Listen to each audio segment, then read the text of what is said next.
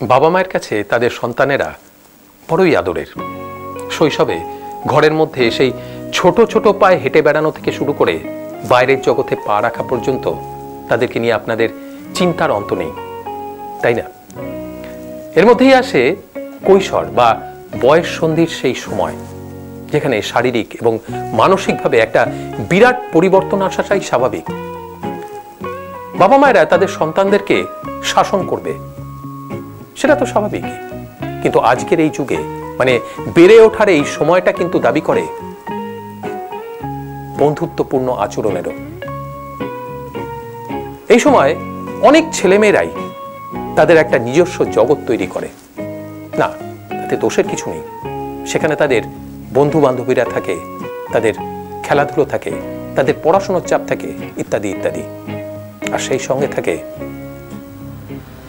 অনিশ্চয়তার সম্ভাবনাও, যেটা তাদের অভিভাবকের কাছে গোপন থাকাটা অনেক ক্ষেত্রেই একটা বিরাট বিপদের আশঙ্কা থেকে যায়। কি সেই বিপদ?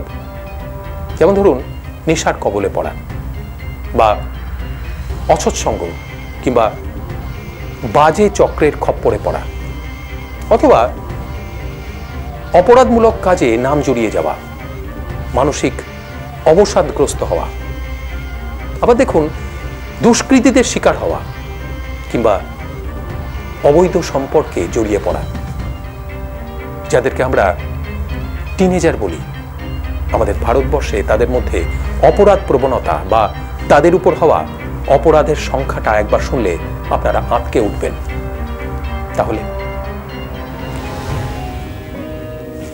আপনার সন্তানদের সঙ্গে খোলা মনে কথা বলুন, হাসি ঠাট্টার মাধ্যমে তাদের জগৎটাকে একবার জানার চেষ্টা করুন, এবং অবশ্যই তাদেরকে একটু স্বাধীনতাও দেবেন।